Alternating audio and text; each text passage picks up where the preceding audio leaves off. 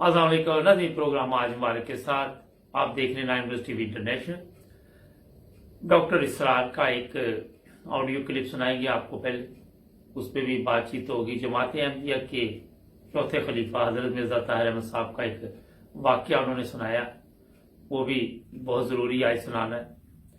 कुछ और भी बहुत चीज़ें हैं, हमारे साथ जुड़े रहे ताकि आपको अच्छे अच्छे प्रोग्राम मिलते रहे। पहले डॉक्टर इसरार की बात सुनते हैं, इस पे कुछ बातचीत करेंगे।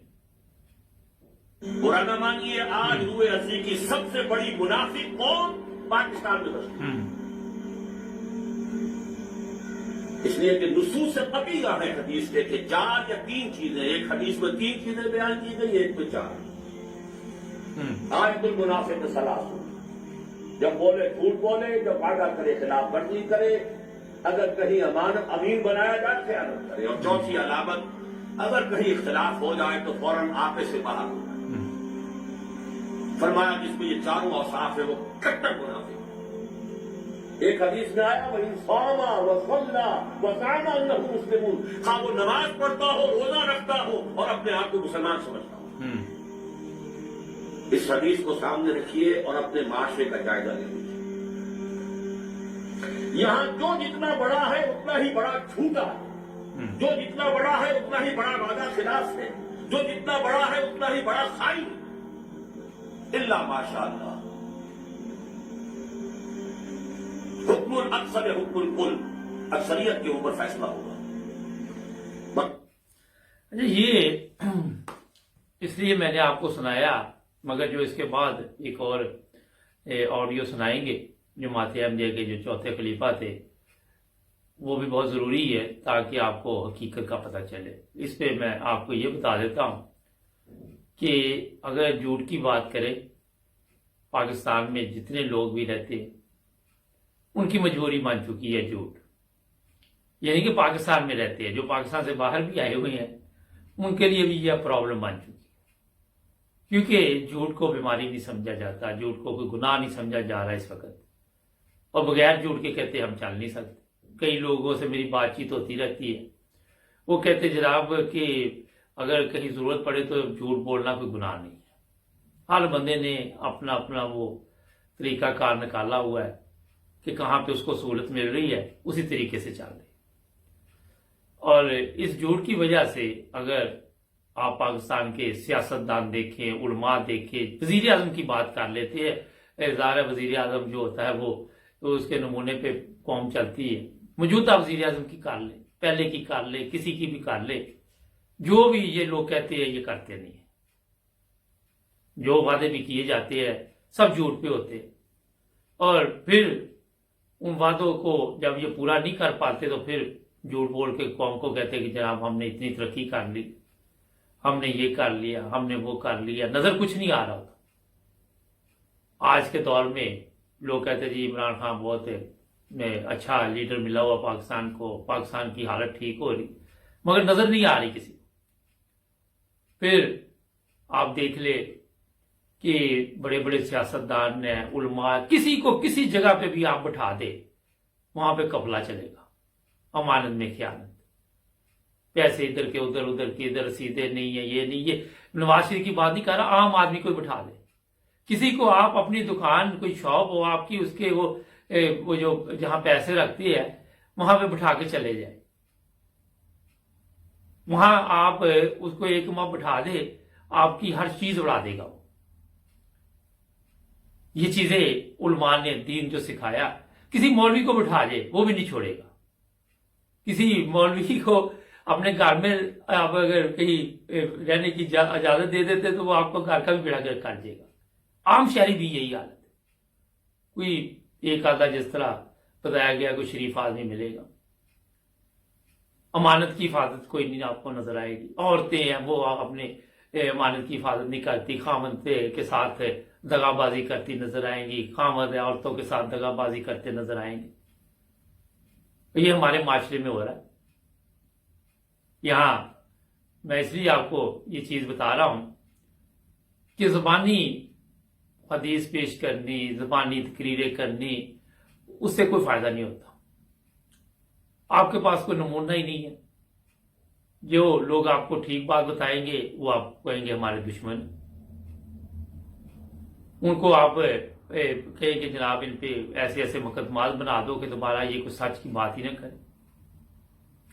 फिर कई लोग मजबूरन झूठ बोलते हैं, वो कहते हैं अगर हम सच बोलते रहे तो ये हमारे लिए एक जो हमारे काम होने वो नहीं हो सकते। मैं इधर बेशुमार दफ्तरों में जाता हूँ, जर्मनी में, इंग्लैंड, यूरोप के लोगों से मिलता हूँ। हमारे लोग हैं, उनका तरीका वारदात ये होता है कि किसी ना किसी तरह अक्सरियत का कि जहां भी मौका मिले वो छोड़ते नहीं मौका। ये भी आपको बता दो, चाहे वो मर्द है या औरत है। अब ये हुआ क्यों? जब आप की तरबियत उस माशरे में हुई हो जहां पे हर चीज को गलत को पता ही ना हो कि ये गलत चीज है, तो फिर हर बंदे पे ये असर होता है। ये कोई कह दे कि मैं बच गया हूं, बहुत कम लोग होंगे जो बचे होंगे। और उनके साथ भी वो मामला जब होते हैं तो वो देखते हैं कि यार अब काम नहीं हो रहा, खज्जल खराब हो रहे हैं, तो झूठ ही बोल दो, रिश्वत दे के लिए देनी पड़ जाती है। अब आप ये नहीं कहेंगे कि मैंने रिश्वत दी थी और मेरा काम हो गया, वो करते नहीं काम।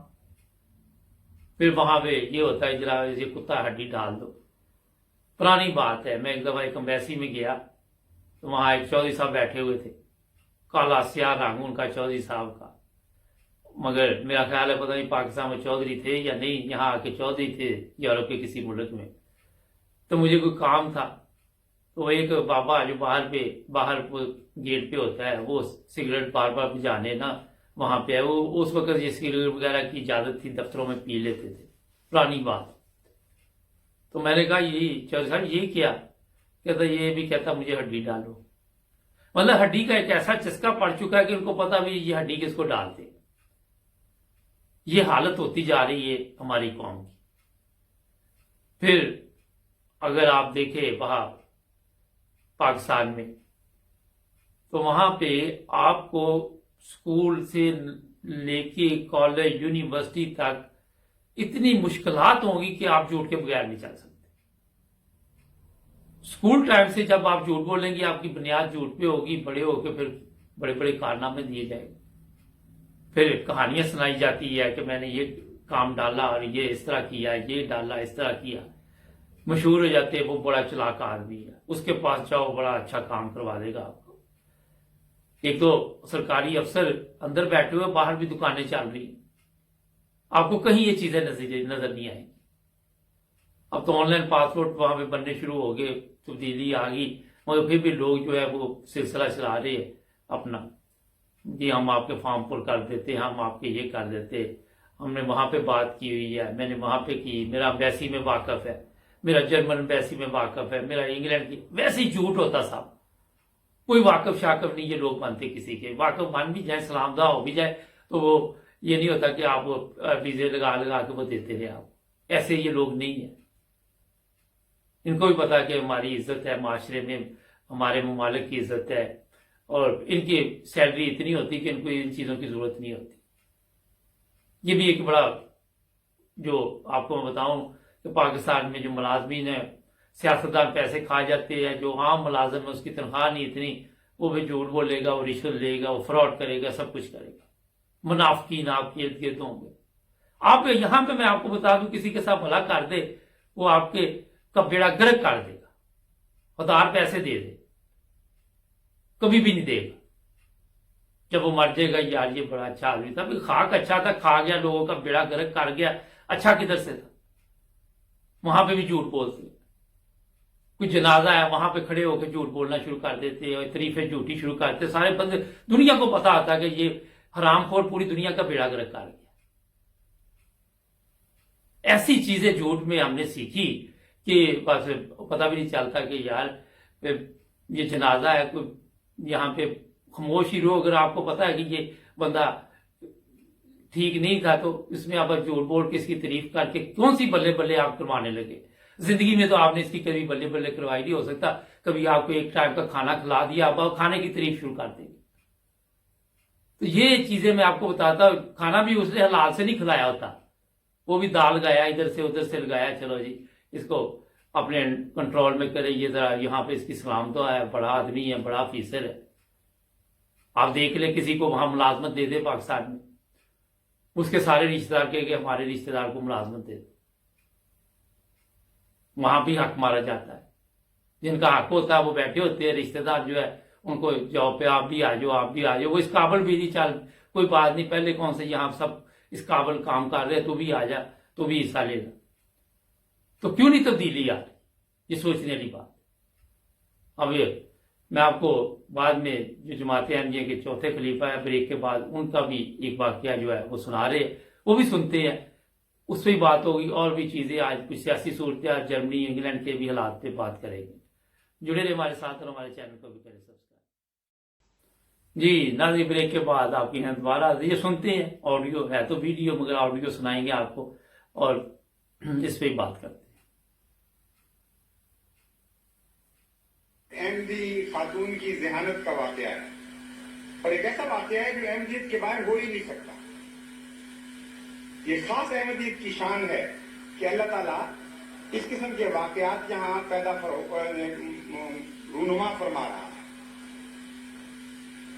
ضلع شیخو پورہ کی ایک خاتون اپنے خاوند کے ساتھ موٹر میں اپنے گاؤں کی طرف آ رہی تھی کہ رستے میں ڈاکوؤں نے روک لیا کار کو۔ اس سے پہلے وہ کئی بسیں اور کئی کاریں لوٹ چکے تھے، تو انہوں نے جلدی سے ایک آدھ چیز نیچے موٹر کے قدموں میں پھینک دی، زیور اتار کے، لیکن اتنی دیر میں ڈاکو نظر ڈال چکے تھے۔ انہوں نے کہا ہرگز کوئی حرکت نہیں کرنی، سارا زیور دے دو۔ وہ سارا زیور ان کا لوٹ کر چل پڑے۔ یہ ان کو دیکھیے یہ ترکیب احمدی دماغ کے سوا آ ہی نہیں سکتی کسی کو۔ انہوں نے خاوند سے کہا کہ یہ ڈاکوؤں سے تو زیور واپس نہیں مل سکتا، صرف ایک ترکیب ہے کہ جو میرا بچا ہوا ہے وہ میں خدا کی راہ میں دے دوں، پھر اللہ اس کی واپسی کا انتظام کر دے گا۔ چنانچہ وہ زیور لے کر دوڑی رفع آئی اور مجھے انہوں نے کہا کہ اس کو سالہ جبلی میں میری طرف سے لے لے، اس کے سوا راستہ ہی کوئی نہیں کہ میرے زیور واپس ملے۔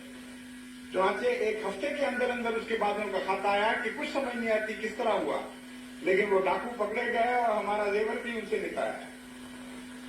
یہ ہے احمدیت کی شان، یہ ہے وہ خدا جو حضرت محمد مصطفیٰ کا ظاہر ہوا، اور آپ کے بعد اس غلام آپ کے سب سے کامل غلام مسیح موعود پر ظاہر ہوا تھا۔ آپ کی تیار کردہ یہ جماعت ہے۔ آپ ہر وقت خدا کے فضلوں کے سائے تلے آگے بڑھتے ہیں۔ کوئی خوف نہ کریں غربت کا، کوئی خوف نہ کریں جیبیں خالی ہونے کا، کیونکہ خدا کے خزانے نہ ختم ہونے والے خزانے ہیں۔ اس کی رحمت کا سایہ ہمارے سروں پر دراز ہے اور ہمارے آگے آگے چلتا ہے اور پھیلتا چلا جاتا ہے۔ اس سائے سے تیز تر آپ نہیں چل سکتے، ہمیشہ وہ سایہ آگے بڑھتا رہے گا۔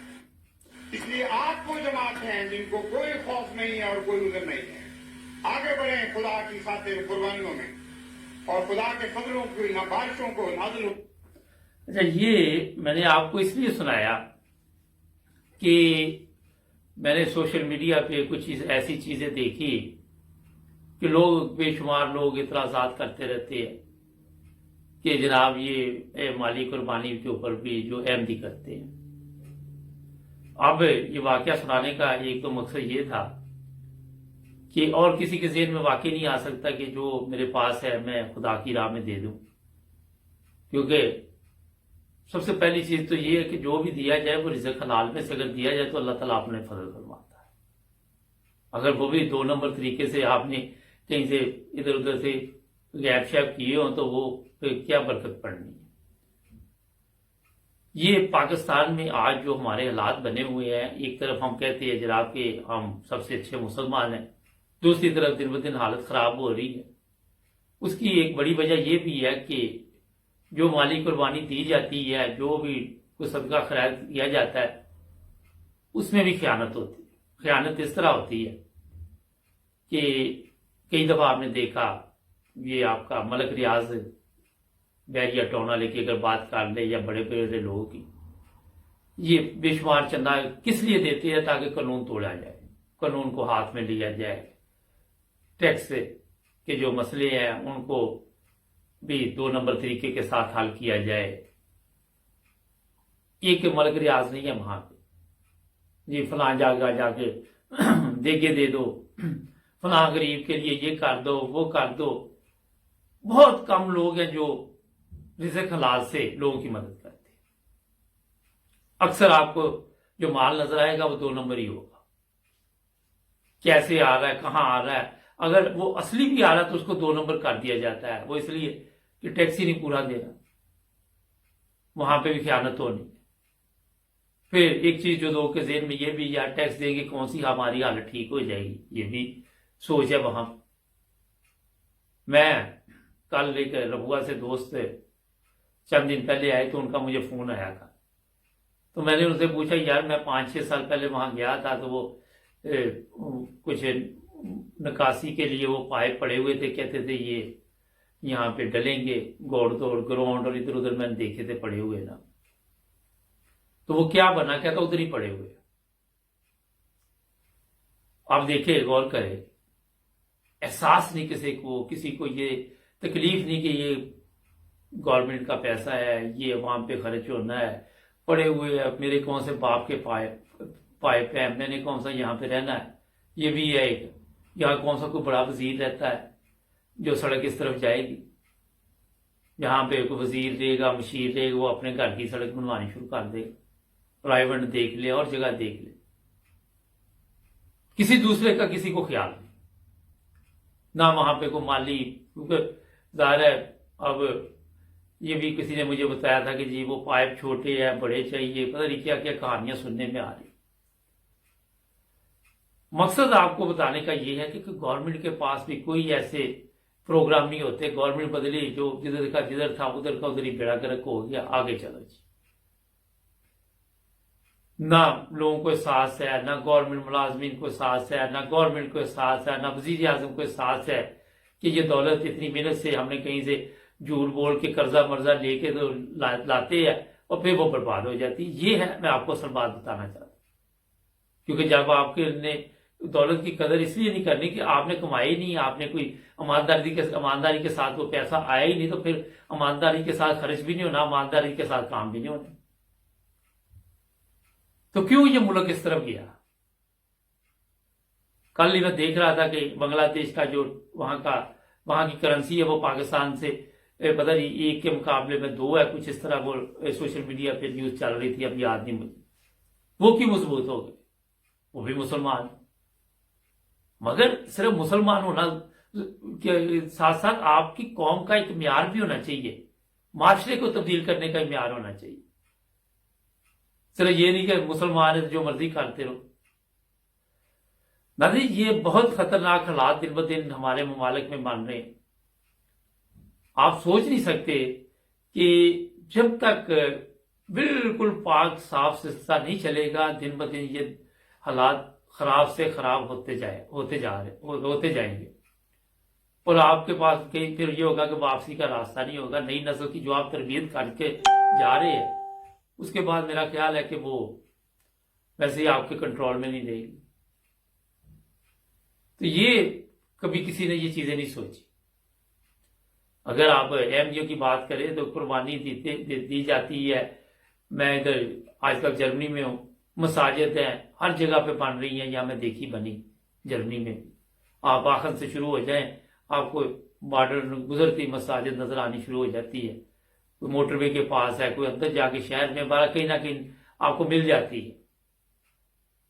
کیونکہ مالی قربانی کے ساتھ خدا تعالیٰ کے گھر بنائے گئے. پھر افریقہ چلے جائے, کہیں بھی غریب ممالک میں چلے جائے, تو وہاں پہ جو لوگ قربانی دیتے ہیں ان کو پتہ یہ پیسہ وہاں لگے گا, کسی نہ کسی کی کسی رنگ میں مدد ہوگی. ہمارے جو قربانی دے گا پاکستان میں, اس کو پتہ یہ مولوی کا گھر چلے گا, مولوی کی زندگی چلے گی, مولوی کے بچوں کی پکنک چلے گی. بڑے بڑے سیاستدانوں کے جو گدی نشین ہیں ان کے بچے پڑھے یورپ میں پڑھیں گے, ہمارے بچے وہ ٹاٹ پہ پڑھیں گے, اسکول ہی نہیں سندھ میں, جانور باندھے ہوئے.